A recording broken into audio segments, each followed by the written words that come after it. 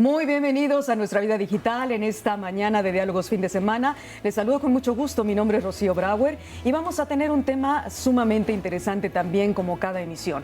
Cuando estamos hablando de los avances tecnológicos, estamos hablando también de un cierto deterioro de nuestro planeta. Pero no cabe duda que precisamente gracias a la tecnología es que podemos salvar el planeta mismo y a opinión de los expertos es el único medio por el cual podemos salir adelante en nuestro ecosistema, tanto el ecosistema digital, por supuesto, ayuda al ecosistema normal, el de los seres humanos, las plantas, los animales de todo el planeta. ¿Qué es la bioremediación? ¿Cuáles son los residuos que se pueden utilizar para mejorar todo lo que se desecha? ¿De qué estamos hablando cuando estamos diciendo chatarra electrónica? En fin, todo esto nos va a dar idea y pauta de cómo estamos trabajando en ello, cómo se está trabajando en México acerca de esto y cómo estamos ayudando al medio ambiente con la tecnología. Así es que vamos a la cápsula introductoria para entender mejor el programa. Muy bienvenidos. En opinión de los científicos, el medio ambiente es un sistema formado por elementos naturales y artificiales que están interrelacionados y que son modificados por la acción humana. También se trata del entorno que condiciona la forma de vida de la sociedad y que incluye valores naturales, sociales y culturales que existen en un lugar y momentos determinados. El ser humano llega a afectar al medio ambiente a través de diversas acciones que perjudican a cada uno de los elementos que lo componen, comenzando por los residuos inorgánicos arrojados al suelo y al agua, pasando por la alteración del aire debido a la generación de dióxido de nitrógeno, entre otros elementos que propician su contaminación. Se entiende por contaminación ambiental la presencia de agentes químicos, físicos o biológicos que pueden tener efectos nocivos sobre la seguridad y la salud de los seres vivos, es decir, afectación tanto en los humanos como en la flora y la fauna. El impacto de crecimiento de la tecnología, si bien ha afectado al medio ambiente, también es la contraparte generada por medio de investigaciones científicas y la creación de programas e infraestructuras que ayudan a su recuperación y preservación, buscando en todo momento el equilibrio del sistema ambiental. En México, con base en los objetivos y estrategias definidos en el Plan Nacional de Desarrollo y el Programa Nacional de Infraestructura, la Secretaría de Medio Ambiente y Recursos Naturales, Semarnat, elabora programas sectoriales de corto, mediano y largo plazo para el desarrollo de infraestructura medioambiental. La actual administración pública ha señalado los puntos básicos que requieren especial atención: uso y calidad del agua, salvaguardar la diversidad biológica, fortalecer el cuidado de las áreas naturales protegidas, impulsar un modelo de conservación y aprovechamiento sustentable que involucre a las comunidades, crear un programa nacional de adaptación al cambio climático, impulsar el desarrollo y operación de fuentes de energía renovable, regular los niveles permisibles de contaminantes, así como evaluaciones periódicas del impacto social en cualquier proyecto, entre otros. Cabe mencionar que muchas de estas medidas van acordes con el Programa de Naciones Unidas para el Medio Ambiente, PNUMA, UNEP por sus siglas en inglés, siendo el organismo de la ONU que coordina actividades ambientales para ayudar a los países en desarrollo a aplicar políticas y prácticas ecológicamente racionales. Tanto que hablar sobre el medio ambiente y más sobre una ciudad como la Ciudad de México y todo el país. Por supuesto, hay temas muy interesantes en este contexto y para ello tenemos a tres especialistas muy doctos en la materia y me da mucho gusto presentarles a la doctora Marina Robles García, secretaria del Medio Ambiente de la Ciudad de México. Marina, un placer que nos acompañes. Muchas gracias. Gracias a ti, Bienvenida a Vida Digital. Gracias también a Gustavo Ampuñani, diría yo. No sé si está bien dicho, director ejecutivo de Greenpeace México. Muchas gracias, Gustavo, por estar con nosotros. Y les presento al doctor Antonio Azuela, investigador del Instituto de Investigaciones Sociales de la UNAM. Muchas gracias, doctor, por estar con nosotros. Ay, este es un temazo, ¿verdad, Marina? ¿Qué cosa? Estamos hablando de cómo ayudar a nuestro planeta, de cómo... ¿Qué podemos hacer? ¿Qué es lo que podemos nosotros como personas de a pie entender para ayudar sobre medio ambiente cuando nos referimos a este tema? Sí, efectivamente, Rocío, yo creo que uno de los mayores retos que enfrentamos como humanidad es revertir mucho del deterioro que hemos generado a lo largo de toda la instancia humana en el planeta y de manera particular en los últimos años. Y creo que eso es un trabajo que tenemos que hacer todos los actores que somos parte de la sociedad, los gobiernos, la sociedad civil, la sociedad organizada, los académicos. Creo que es un trabajo de cooperación. De equipo, ahora sí, como decimos, ¿no? Completamente. Uy, qué barbaridad. Doctor Antonio Azuela, cuénteme o cuéntame si puedo tutearte. Por favor, ¿Es posible? sí. Gracias. Claro. Esto del medio ambiente, ¿cómo lo podemos entender de manera más sencilla para que podamos ayudar a protegerlo, a mejorarlo? Yo creo que lo entendemos por las percepciones que tenemos de él. Todos vivimos en diferentes medidas la crisis ambiental. Creo que lo que puede hacer un programa como este es dar algunos elementos para mejorar el nivel de la discusión, pero la crisis ambiental se presenta como una experiencia incluso personal. Claro. Todos estamos expuestos a ella, aunque unos sectores están más expuestos a otros. También creo que a mí me gustaría empezar por ahí, que si bien hay una crisis global que afecta a la sociedad en su conjunto, al interior de las sociedades, los sectores más vulnerables también son los más vulnerables a los problemas ambientales y eso a veces se nos olvida. Así es, y vamos a hablar de ello más adelante para saber cuáles son esos sectores. Me gustaría mucho, Gustavo Ampuñani, que me contaras, tú como director ejecutivo de Greenpeace México, ¿cuál es la percepción de este organismo no gubernamental sobre el medio ambiente y cómo está aconteciendo en nuestro país? Bueno, desde el punto de vista global estamos viviendo una crisis climática, ¿sí? Donde la temperatura promedio del planeta está elevándose rápidamente y esto está teniendo consecuencias muy desastrosas para muchos de los países. México es un país especialmente vulnerable a los impactos derivados del cambio climático, entonces hay una preocupación muy fuerte y a nivel nacional, dentro de este tema también paraguas para nosotros, está todo lo que tiene que ver con la manera de movilizarse y trasladarse en las ciudades, el tema del transporte y cómo esto impacta no solo las emisiones que provocan el cambio climático, sino también a la calidad del aire que respiramos. Y por otro lado, estamos también nosotros muy preocupados y trabajando sobre la contaminación plástica de los océanos, ¿sí? O sea, la falta de gestión sobre los residuos de plástico, sobre todo los plásticos de un solo uso, están generando otra crisis o parte de la misma crisis ambiental que tiene varias aristas, que tiene que ver con la contaminación de los mares, afectación a ecosistemas marinos a través de los plásticos, botellas, popotes, charolas, vasitos, cubiertos de plásticos, etcétera. Las latas de las bebidas también. Bueno, aunque esas las puedes reciclar. Las latas son más de aluminio, digamos, como que tienen un manejo especial, pero lo que estamos viendo en todas partes del mundo, y esto no es exclusivo de México, o sea, México tiene 2 grandes litorales y depende mucho del turismo y de que esos litorales estén bien conservados, es la basura plástica que está afectando las playas, pero también está afectando digamos, el ecosistema marino que está abajo, digamos. Todavía más abajo. Vamos a hablar sobre medio ambiente y tecnología en esta mañana de Vida Digital. No se vayan porque verdaderamente el tema es muy interesante y nosotros podemos hacer mucho. De a poquito en poquito se hace mucho. Regresamos.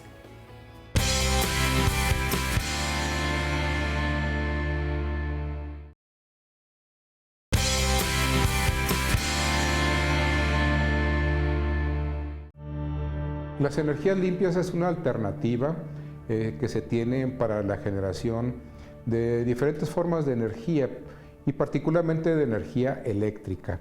La forma tradicional de generación de electricidad hace 100 años y más era particularmente con la generación de vapor a base de quemar carbón y durante muchísimos años utilizamos esta tecnología de calentamiento de agua, de generación de vapor para poder producir electricidad. Sin embargo, el calentamiento del agua a base de combustibles fósiles, sea carbón, sea combustóleo, sea gas, aunque sea gas natural, que luego se dice que es muy limpio, no es tal. Y es la generación de energía eléctrica a través de estos medios ha sido uno de los factores fundamentales en la producción de estos gases de efecto invernadero. Ahora con la energía solar fotovoltaica, con la energía solar térmica y con la energía eólica, también hay energía geotérmica, hidráulica, maremotriz. Con todas estas energías podemos dejar de quemar combustibles fósiles y evitar con eso la generación de gases de efecto invernadero y producir la electricidad que necesitamos para progresar. Ahorita en este momento las energías renovables, también le llamamos así, resultan, por un lado, limpias, no producen ninguna contaminación, y por otro lado resultan más baratas que las energías tradicionales. Hablando de la energía eólica, ¿no? Esta energía que nos ayuda a pues movernos, a tener nuestra vida cotidiana, en términos generales, de alguna forma normal, pero ¿qué otras energías limpias producimos en México, aparte de esta? Bueno, el país tiene un potencial enorme en prácticamente todas las energías renovables, la solar, la eólica, la hídrica también, manejada muy cuidadosamente en términos de una revitalización de las viejas presas que están, creo que puede ser una oportunidad, más que hacer nuevas, que eso es un debate muy fuerte, digamos, entre todos los que trabajamos y estamos preocupados e interesados en el tema ambiental. En el caso de la Ciudad de México, Rocío, hay varias iniciativas que estamos desarrollando ahora en un esfuerzo por transformar la matriz energética de la ciudad. La Ciudad de México, como todas las grandes ciudades, es una gran consumidora de energía en el alumbrado público, en el metro, en algunos de los sistemas de transporte que son eléctricos y los que vienen. En las casas con el Internet de las cosas, ¿no? Que todo está conectado. Y parte de lo que estamos preparando es cómo esta ciudad transita hacia una ciudad solar, por lo menos, ¿no? En lo que vamos impulsando hacia otras fuentes de energía limpia. Tenemos una estrategia que estamos elaborando y que en muy poco tiempo vamos a presentar, pero tenemos ya identificados varios proyectos, unos que tienen que ver con el abasto de energía a través de energía distribuida en las viviendas, donde en las propias viviendas puedan tener sus propias celdas solares, que sería energía fotovoltaica para producir electricidad en la vivienda y sumarse a la generación de energía que se distribuye en la red.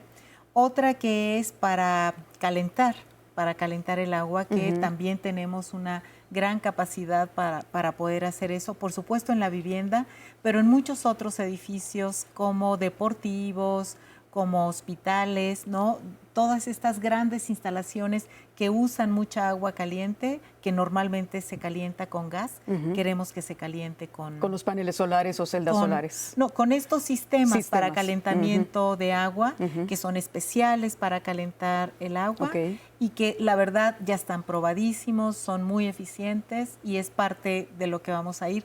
Además de una cosa fundamental y que tiene que ver también con lo que Gustavo comentaba ahorita asociado a los plásticos, que supongo que en algún momento tocaremos ese tema, es la eficiencia. Claro. O sea, una de las cosas que nosotros no podemos olvidarnos es, no solamente es cambiar los tipos de energía que tenemos, sino también ahorrar energía, transformar incluso los sistemas, por supuesto, las viejas tecnologías que usamos, pero también los hábitos y las costumbres que tenemos para el uso de la energía. Así es. Viviendas. Los chiquitos, ¿no? Y los no muy chiquitos, estará de acuerdo el doctor y estarás de acuerdo, Gustavo. Las 3 R's, ¿no? Que nos están duro y dale con el recicla, reusa, reutiliza. Y esto, desde pequeñitos, podemos ya formar a nuestros hijos con esa concientización o esa conciencia, ¿no, doctor? Cuida el agua, no tengas esa llave abierta mientras lavas dientes y lavas manos, otras cosas. En la regadera, tampoco estés cantando mientras te bañas, o si cantas, que sean 3 minutitos o 2 y ya te bañaste, ¿no? ¿Qué más podemos hacer para que nuestras pequeñas generaciones o nuestras generaciones más jóvenes puedan interiorizarse, preocuparse y ocuparse? Lo primero es poner el ejemplo. Los adultos de nuestra generación hemos sido muy irresponsables. A veces está uno metido en la causa ambiental y sigue con las prácticas de consumo que heredamos. Y desde luego el tema cultural tiene que ver con el aprendizaje en la casa. Pero es que también necesitamos elementos externos. También necesitamos que en el espacio público haya una discusión en donde estemos enterados de lo que está pasando en nuestra ciudad. Por ejemplo, cómo después de separar la basura nos aseguramos de que el tratamiento mismo de la basura en su procesamiento, en su traslado, en su disposición final, esté cambiando. Ajá. Y yo ahí quiero mencionar una cosa, que no es nada más cuestión de tecnologías, sino que hay cambios sociales y políticos a los que nos tenemos que enfrentar. O sea, la manera como se procesa la basura en México tiene que ver con organizaciones que viven de una manera de procesar la basura que tiene siglos. Arcaicos ya, Sí. ya están fuera de lugar. Entonces, esos sistemas en donde las familias, las corporaciones tienen un papel muy importante, los tenemos que subir. Así como el viejo microbusero se convirtió en socio de una empresa de Metrobús, Sí. el pepenador tiene que incorporarse a una nueva manera de manejo de la basura. Qué interesante es Porque, eso. bueno, la pepena tiene una historia, uno puede tener una visión romántica o cínica o, en fin, hay muchas opiniones que puede uno tener, pero tenemos que transformar la red sociopolítica de manejo de la basura para que las familias que separan su basura sepan qué está pasando con algo cuando la basura sale de sus casas. Así es. Gustavo, tengo 30 segunditos, pero retomamos el tema. ¿Algo que quieras acotar sobre esto? Lo de los estilos de vida. Ajá. Creo que tanto la doctora como el doctor lo mencionaron. La tecnología nos puede ayudar a hacer ciertos cambios, pero hay un estilo de vida que tenemos que cambiar. O sea, Son la los mentalidad, hábitos. todo parte de Sí, nuestra sí, mentalidad y sí, nuestras costumbres hábitos y de hábitos. consumo, Claro. sí, principalmente. Muy bien. Y es interesante el que nos guíen, los especialistas nos guíen cómo hacerlo. Porque una cosa, como decía el doctor, es saber o tratar de separar la basura, pero muchas veces ni siquiera lo estamos haciendo bien, ¿no? Tenemos por ahí grandes problemáticas en ese sentido, pero todo es cosa de concientización, como decimos. Vamos a regresar a seguir hablando de medio ambiente y tecnología en Vida Digital. No se vayan.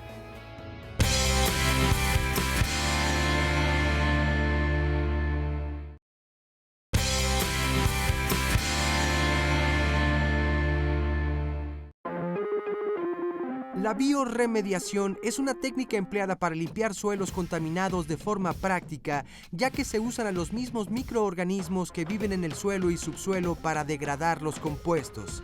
Esto quiere decir que algunos microorganismos que viven en el suelo se alimentan de diversos compuestos químicos que son tóxicos para la naturaleza. Por ejemplo, hidrocarburos como la gasolina o el petróleo, y cuando se realiza la degradación completa, dicho hidrocarburo se convierte en agua y dióxido de carbono.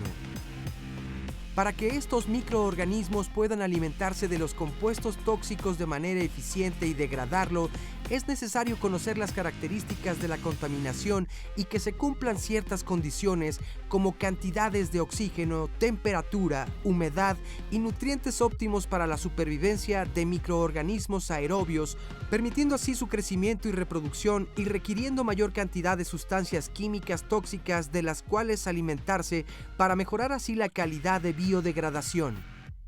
Existen distintas técnicas de biorremediación como biopilas, que consiste en formar pilas con el suelo contaminado y estimular la actividad microbiana, agregando aire, agua y fertilizantes que contengan nitrógeno y fósforo, en un ambiente con temperaturas mayores a 15 grados centígrados, mientras se introducen diversas cantidades de aire mediante un compresor mecánico. Biolabranza, que consiste en airear con equipos mecánicos como tractores o retroexcavadoras el suelo almacenado en montones y ahí mismo agregar agua y fertilizantes. En general, todas las técnicas funcionan bajo el mismo principio. Las bacterias que viven en el suelo contaminado se adaptan a los agentes tóxicos, alimentándose de ellos, transformándolos en dióxido de carbono y agua de manera exitosa, principalmente donde ha habido derrames de hidrocarburos. Hablamos de biorremediación. Es un término muy importante y que muchas veces no entendemos, ¿no? Bios, vida, remediación, ¿qué? ¿Le estamos poniendo remedio a este asunto o qué estamos haciendo con ello, doctora Marina? Estamos usando ciertas formas de vida, principalmente bacterias, para solucionar un problema de contaminación, básicamente. Con la producción de ciertas bacterias. Yo me he enterado algunas que se comen el aluminio o lo desintegran, algo así. Sí, hay bacterias que tienen y que se han desarrollado. Además, las bacterias tienen una velocidad para evolucionar por velocidad reproductiva, ¿no?, que tienen. Y entonces evolucionan muy, muy rápidamente, y es justamente lo que los científicos han utilizado, esta capacidad reproductiva que les permite evolucionar y adaptarse a cierto tipo de condiciones. Y entonces estos grupos, que son los que particularmente se usan en bioremediación, son bacterias para solucionar algunos de los problemas de contaminación. Pero fíjate que yo quisiera detenerme ahí porque es cierto que hay que usarla, y hay que usarla porque hemos generado una cantidad brutal de problemas de distinta naturaleza. Pero hay que evitar que tengamos que llegar a ese extremo, porque cuando llegamos a la bioremediación es que destruimos un lugar, ya estamos muy avanzados, ¿no? O sea, en el aspecto le de hemos destrucción. dado al traste a un sitio. Son las acciones. Antes de llegar a ella, ¿qué tendríamos que hacer? Antes de llegar a ello es prevenir que no contaminemos con muchos de los agroquímicos que estamos utilizando, no contaminar, por supuesto, con muchos de los hidrocarburos que llegamos a tener también en distintos tipos de derrames. Tenemos muchos problemas asociados también al manejo de aguas residuales que también utilizan. No es precisamente bioremediación, pero es un tipo de tratamiento parecido a eso.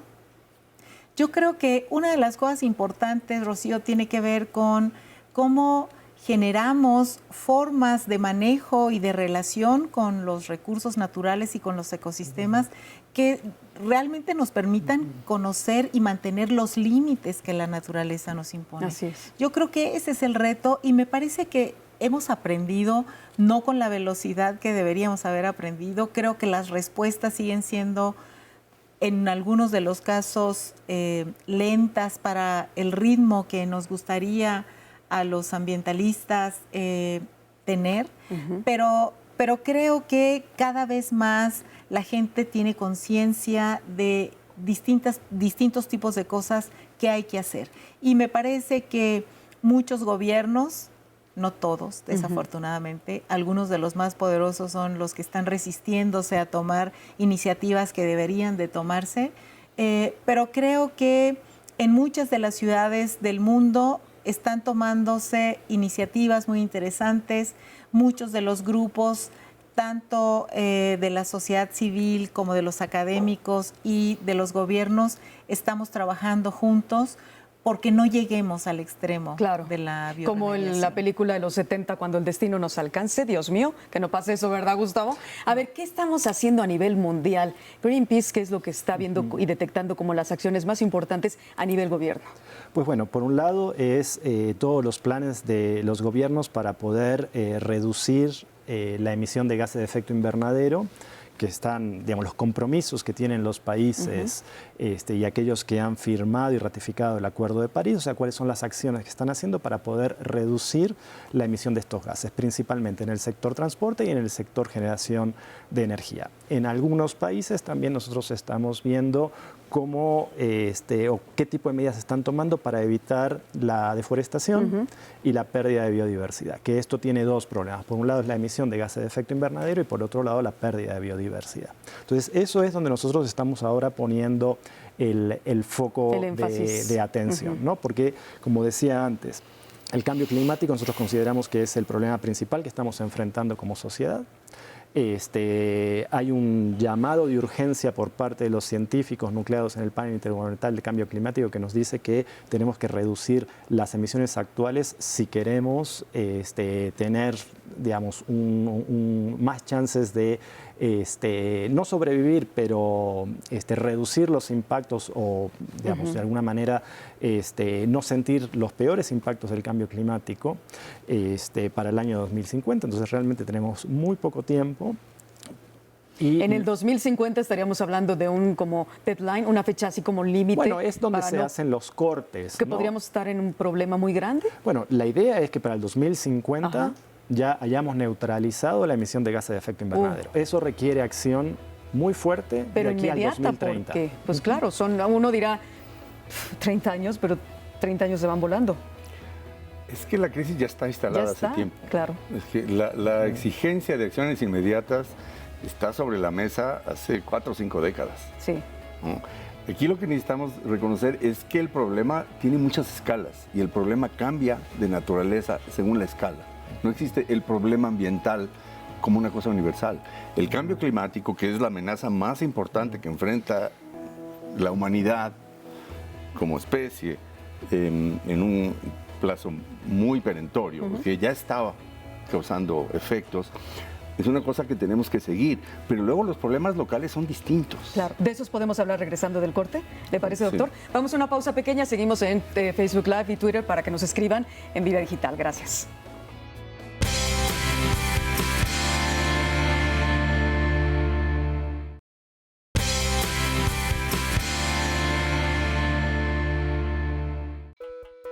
Esta es la planta de tratamiento de residuos orgánicos. Aquí lo que hacemos principalmente es ocupar la pela del nopal del centro de acopio Nopal Verdura. Los productores que pelan el nopal traen todos sus residuos hasta acá. A partir de un proceso de trituración, licuamos, por así decirlo, este residuo para que sea adecuado para poder introducirlo en un sistema de tratamiento, el cual consta de un tanque, el cual a partir de la digestión anaerobia produce 2 productos esenciales para nosotros, que es el biogás y los lodos que se pueden utilizar para un mejorador de suelos. Este biogás se puede utilizar de 2 formas. Puede aprovecharse energéticamente como la energía térmica para quemarlo, o puede ser introducido en un motogenerador para generar energía eléctrica. Uno de los problemas que tenía el centro de acopio era que todos sus residuos pues, tenían que ser dispuestos en los centros de disposición final o en los centros de transferencia. Eso pues desde luego generaba un impacto ambiental, porque esos residuos pues no eran tratados, no eran solamente transferidos. Entonces, a través de la Secretaría de Ciencia y Tecnología de la Ciudad de México, nos apoyó económicamente y fue una inversión entre la Secretaría y Suema, la empresa que se encargó de la construcción y el diseño de esta planta, para poder generar este proyecto y poder beneficiar a los mismos habitantes y a los productores de nopal de Milpalta. Esto es un proyecto que necesitamos mucho el apoyo de los mismos productores. Necesitamos que ellos, tanto como nosotros, estemos ahora sí trabajando en conjunto. Nosotros nos encargamos en la mayor parte del tiempo de informarlos cómo funciona la planta, cómo opera, cuáles van a ser los beneficios. Y pues uno de los beneficios, yo creo que principales para ellos, es que pues vamos a poder generar energía eléctrica para ellos mismos y también un mejorador de suelo que va a servir para sus mismos cultivos. Yo creo que es un modelo que debería ser replicado, que también podría funcionar fácilmente en cualquier otro mercado que también genere residuos orgánicos. Qué interesante es este tema y bueno, para que veamos cómo no los nopales, que además son súper nutritivos y buenos en nuestro país, se dan muchísimo, sirven también para ayudarnos a proteger y a cuidar nuestro medio ambiente. Doctor Antonio Azuela, nos estabas diciendo acerca de los sectores más vulnerables, pero también nos estabas dando otros datos importantes antes de ir a corte. Estaba tratando de reflexionar sobre la diversidad de la agenda ambiental. Por ejemplo, hace rato que hablábamos de bioremediación. Lo que yo quisiera decir sobre las tecnologías es que las tecnologías no existen en el vacío. Siempre están en un contexto político y social, incluso territorial. Cuando un terreno se limpia a través de bioremediación o cualquier otra tecnología, un terreno contaminado que se limpia, ¿qué pasa? Sube de valor. Claro. ¿No? Y se puede incorporar al desarrollo urbano de otra manera. Entonces, puede ocurrir que haya un proceso de especulación urbana en donde alguien gane mucho dinero porque su terreno quedó limpio, o donde la ciudad gane por aprovechar mejor ese terreno. Gran parte de los problemas tecnológicos de las ciudades tiene que ver con el reciclamiento urbano. Las ciudades son estos territorios en donde se está destruyendo espacio para crear nuevo espacio. Y ese proceso de destrucción creativa que dicen los economistas desde hace mucho tiempo, tenemos que aprovechar para que cada cosa nueva que hagamos sea diferente, tenga una huella ecológica menor, aproveche mejor el espacio. Aquí entra mucho el término de sustentabilidad y sostenibilidad, claro. ¿no? Con todos estos... Sustentabilidad es la aspiración a la que queremos que esta ciudad tenga un buen balance energético. Marina ya estaba mencionando un tema fundamental, que es la transición energética dentro de la ciudad, pero la ciudad está cambiando todo el tiempo. ¿Cómo hacemos para que cada cambio vaya en el sentido de la sustentabilidad? Exacto. Ese es el reto de gobernar una ciudad. Y es la responsabilidad no solo de la Secretaría del Medio Ambiente, sino de todos los que de alguna manera participamos. Industria privada, todos. ¿Cuál es el costo-beneficio del uso de las tecnologías para el medio ambiente? Uy, eso es una cosa muy compleja, porque el costo-beneficio desde el punto de vista económico puede ser muy alto y el impacto ecológico puede ser desastroso. Y lo estamos haciendo. Si cada 4 años cambiamos de celular, de PC, de laptop, de auto, bueno, lo que estamos haciendo no se vayan más lejos de zapatos. Sí, para la industria puede ser muy benéfico. Exacto. Pero incluso si uno ve el nicho de los teléfonos celulares, una versión actual de una versión de hace 4 o 5 años realmente no tiene nada nuevo.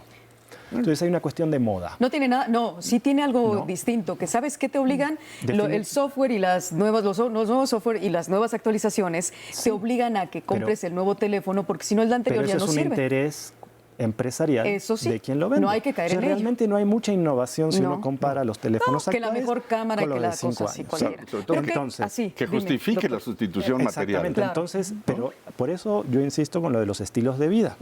¿Sí? Los estilos de vida se generan por una publicidad y quien controla la publicidad son las empresas que quieren vender un producto. Sí, entonces, si tú tienes un bombardeo publicitario para poder cambiar tu teléfono cada 4 años, mucha gente lo va a hacer, ¿sí?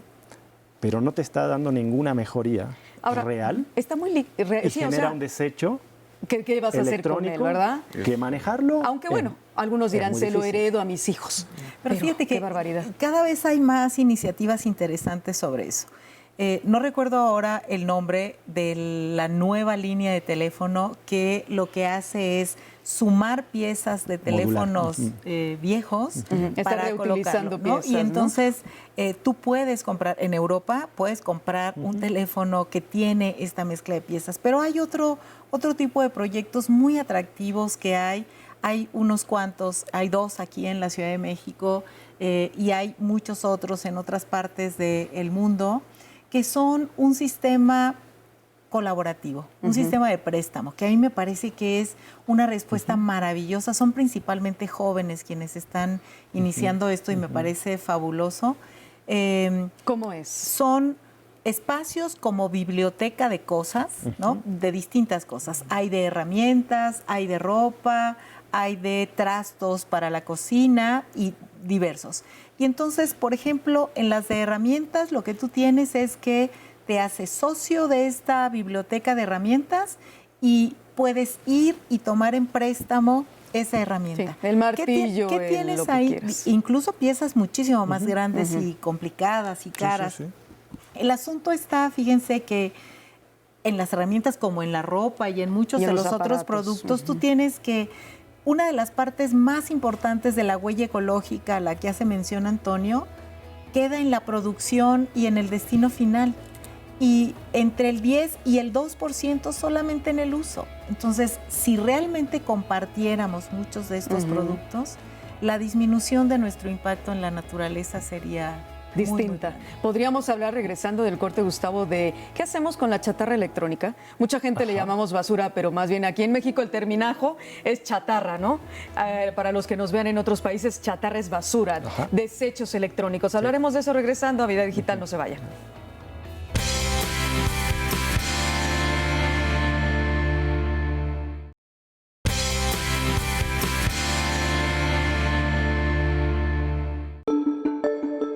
Según la FAO, Organización de las Naciones Unidas para la Alimentación y Agricultura, las cadenas agroalimentarias cubren todas las etapas de la producción agropecuaria de los alimentos, englobando un proceso que establece una serie de acontecimientos ordenados de manera eficiente desde la producción, transformación, comercialización, distribución y consumo. En cada fase de esta cadena de suministro se pueden adaptar distintas prácticas para ser menos intensivas energéticamente y por tanto más inteligentes. Estas ganancias de eficiencia son generadas por la modificación en las prácticas agrícolas existentes, además de la transformación a un costo reducido o incluso sin un costo adicional.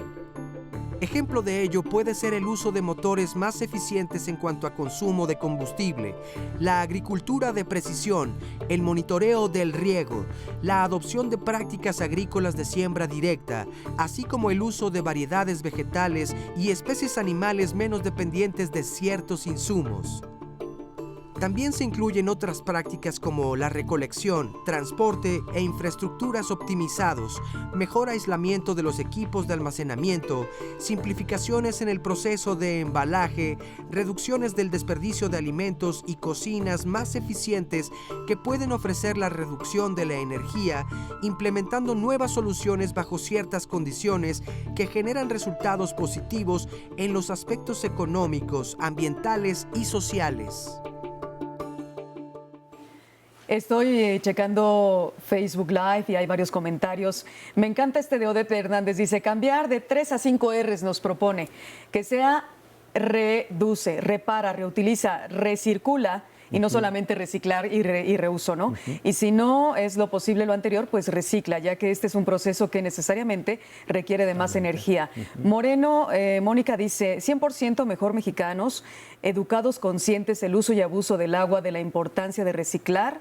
Cuando eso pase, quiebran las empresas vendedoras de Unicel. Bueno, es el comentario tal cual como ella lo escribió. Efectivamente, incluso ahora hay desechables, biodegradables, pero son más costosos. Luego dicen que estar cambiando una cosa por otra es más costosa, pero bueno, finalmente hay que hablar de este tema ahorita. Dice Agustín, buenas tardes. Es la intención dejar abierta la señal para que pueda entrar la posibilidad de que uno cambie cosas por otras. Estabas hablando, Marina, ahorita en Facebook Live, algo muy interesante. Uno puede ir a dejar, por ejemplo, el teléfono viejito o qué cosas, en esto que se llama el reciclatrón. Reciclatrón, me encantó la palabra. Y es itinerante. Es itinerante, nómada, ¿no? En algunas ocasiones lo tenemos también en varias partes simultáneas en la ciudad, pero generalmente es una y se va cambiando en distintas partes de la ciudad, y lo que nosotros hacemos es recibir todos estos residuos electrónicos, eléctricos que la gente tiene en sus casas. Te puedo llevar mi plancha. Puedes traer tu plancha. Y me dan a cambio una planta. Un regalo simbólico que puede ser una planta, claro, una bolsita con composta, algunas hortalizas. Está muy bien, ¿no?, la idea. Entonces podemos en redes seguirles para saber dónde están los reciclatones. Sí. Ay, qué buena idea. Y eso lo están haciendo solo en Ciudad de México. En Ciudad de México, y esperemos que el resto del país se anime a hacerlo también. Se sume. ¿No? Muy bien. Bueno, Gustavo, te dejé en stand-by con algunas cosas, ¿no? Sí. Estábamos hablando de la basura o chatarra electrónica. Ajá. ¿Qué opina Greenpeace sobre esto? Bueno, por un lado, lo que ya mencionaba la secretaria en otro bloque, ¿no? Lo primero que hay que hacer es reducir, ¿sí? Y desde el diseño de ciertos productos electrónicos lo que hay que hacer es evitar lo más posible las sustancias tóxicas, ¿sí? Esto hace que cuando un aparato deje de funcionar, se acabe su vida útil, sea más fácil el reciclarlo o reutilizar alguno de sus componentes, ¿sí? Mira, muchas personas piensan que reciclar es lo que estás usando. Ajá. Es volver a usarlo. Y no, el reciclaje yo lo entiendo de otra manera, pero a mí me gustaría que tú nos dijeras el reciclaje, ¿cómo lo entiendes? Pues el reciclaje es, tú tienes un producto y los componentes, tú puedes separar los componentes de ese producto y reciclarlos para poder tener una materia prima que se quiera. Yo lo echo a la basura y el que lo toma Bueno, se supone que tendría que haber toda una cadena, claro, pero de ese producto se puede generar uno nuevo. Tú puedes recuperar ciertos materiales y hacer otra cosa. Los puedes volver a utilizar y otros los puedes reciclar para evitar la necesidad de tener que consumir materia prima virgen. ¿Qué puedo reciclar? ¿Qué materiales se pueden reciclar? Pues bueno, hoy por hoy se puede reciclar el papel, el cartón, el aluminio, ciertos tipos de plásticos, o sea, hay muchos productos. ¿Lo electrónico? Algunos productos, algunos componentes se pueden reutilizar, por ejemplo el cobre, ¿sí? O ciertos metales de estos aparatos. Pero nuevamente el reciclaje desde nuestro punto de vista es como la segunda base. La primera base es la prevención, es la reducción de ciertas sustancias que hacen más difícil poder reutilizar ciertos aparatos. Después viene el reciclaje. Sí es verdad que se puso mucho énfasis en el reciclaje y para ciertas cosas está bien, pero primero hay que ver a la reducción. ¿Por qué? Te pongo un caso concreto. Si la política pública hace énfasis solamente en el reciclaje, vamos a estar con botellas de plástico hasta la cabeza. ¿Sí? Lo que hay que hacer es reducir el uso de botellas de plástico. Y luego lo que tenemos ahí, ver qué se puede reciclar y qué se puede recuperar. Muy bien. Vamos a seguir hablando de cómo se utiliza, cómo se debe de aprovechar la basura electrónica o la chatarra electrónica. Me gustaría presentarles una entrevista que nos dio Pablo Colás de IMSIS al respecto de lo que estamos hablando de medio ambiente y tecnología. El biomaterial para construcción o biocombustible, cualquier cosa que proceda de la naturaleza, primero que tiene que prever es ser útil y de reuso siempre y cuando no esté afectando la línea directa. ¿Esto qué quiere decir? Materiales que ya sean de desperdicio biológico para que los puedas reutilizar. Citando un ejemplo, pues no podríamos generar o no debiéramos generar combustible nosotros con alimentos, ¿no? Pero sí con los bagazos y este tipo de materias primas biológicas residuales, considero que se deben de ocupar, ¿sí?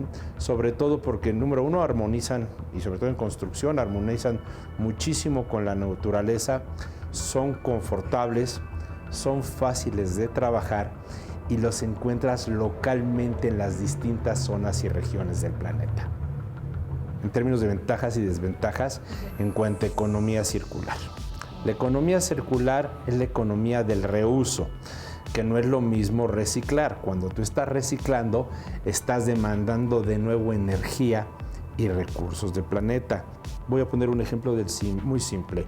Una botella de PET que la utilizas ya rellena de arena para hacer formas como de tabiques para una construcción, no estás usando mayor energía que la humana, ¿sí? Que fue retomar la botella, rellenarla de arena y volverla a usar. Eso es la economía circular, la economía que te da el uso y reuso de las cosas, que es muchísimo más aprovechable. Para el ritmo de crecimiento que tenemos en el planeta, creo que no concibo otro concepto que deba de crecer más que este perfil de economía.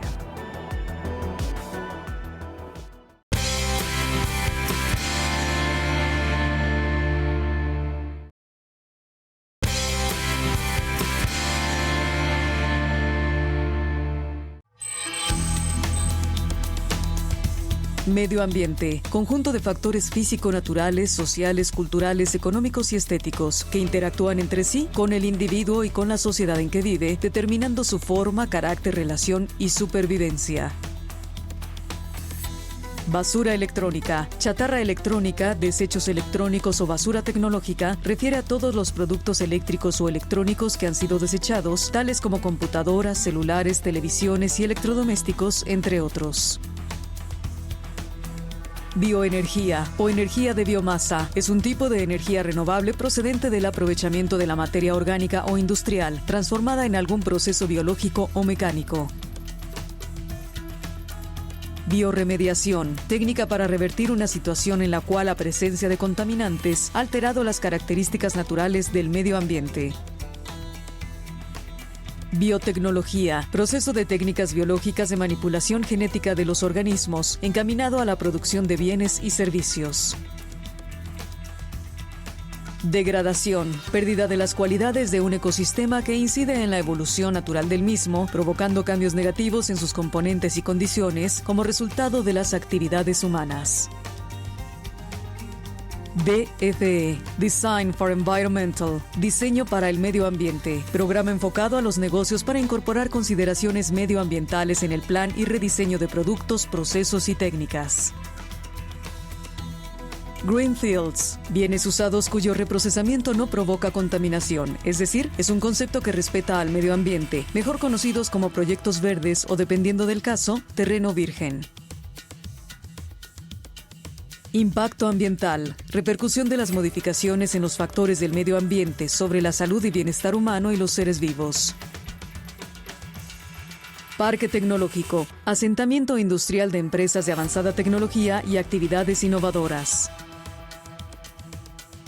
Polución o pollution, expresión del idioma inglés usada para referirse a la contaminación del ambiente por sustancias tóxicas o nocivas, pero no por elementos o agentes infecciosos.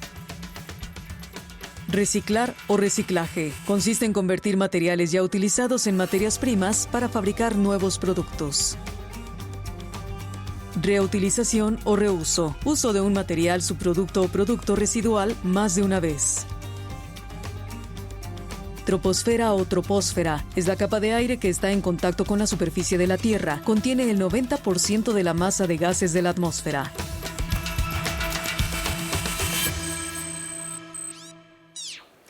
El círculo de la pobreza, bueno, ya hemos visto nuestro glosario de cada programa y el círculo de la pobreza, me gustaría acotar a ello, habla de esta problemática que aqueja a determinadas regiones o zonas donde la problemática del medio ambiente impacta especialmente en cuanto a la economía y la sociedad. Doctor Antonio, cuéntanos ya para manera de conclusión en nuestro programa, ¿este círculo de pobreza tiene que ver también con la economía circular? No. No. El tema de la pobreza nos llevaría a una agenda distinta. Yo creo que para redondear la conversación hay una cosa que no hemos mencionado, que es la responsabilidad de los estados. Hemos hablado de la responsabilidad del consumidor, de cada uno de nosotros, eso es muy importante, nunca hay que dejarlo de lado, pero pareciera como que el mundo de la empresa puede producir lo que sea y si tienen conciencia ecológica van a producir cosas más amigables. Y si nosotros somos muy conscientes, vamos a consumir menos. Pero ¿y los estados? Los estados han perdido capacidad regulatoria, han perdido históricamente, y estoy hablando de una tendencia global, capacidad regulatoria sobre las empresas la que producen. normatividad no está a la altura. No avanzamos en el tema de empaques y embalajes. O sea, estamos recibiendo, para comprar un libro, en lugar de caminar 8 cuadras, ir a la librería, encargar el libro y que cuando llegue vaya uno por él, me llega mi libro por Amazon rodeado de una cantidad de cartón y plástico.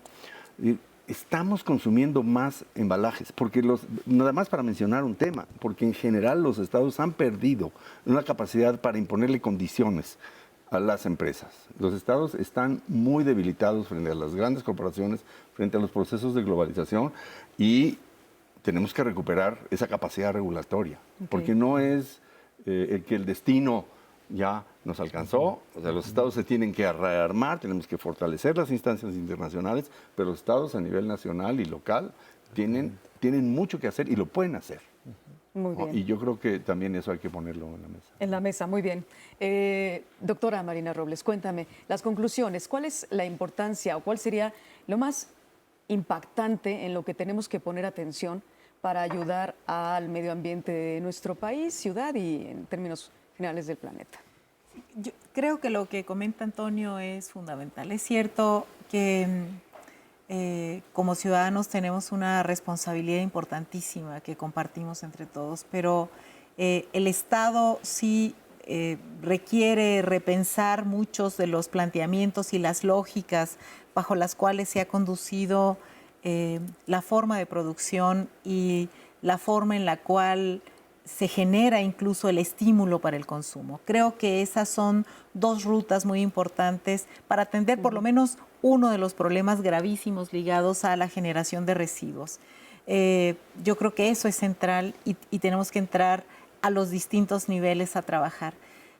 Me parece también que dentro de estos puntos, intentando llevarlo a un esfuerzo también ciudadano, es que cuando uno piensa en esta evolución que hemos tenido como sociedad, donde en la búsqueda de un mayor confort, de una mayor comodidad, hemos ido acumulando un montón de productos que nos parecen ahora indispensables.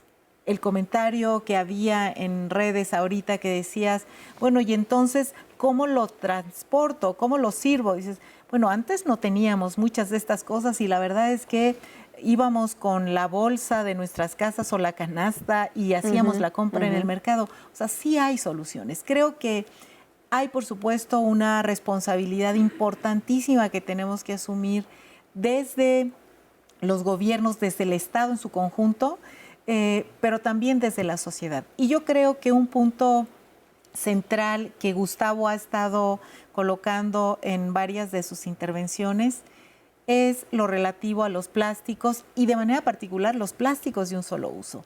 La verdad es que el mundo completo está preocupadísimo. Nosotros en la Ciudad de México estamos preocupadísimos y tenemos que tomar acciones que nos permitan solucionar un gran problema. La Ciudad de México genera diariamente 13,000 toneladas de residuos urbanos. Una cosa brutal, impensable. Además de otros más, ¿no? Pero solamente de eso, donde una proporción altísima son de materiales que no deberían de estar llegando ahí. Gustavo, perdóname, tenemos 40 segundos para cerrar el programa.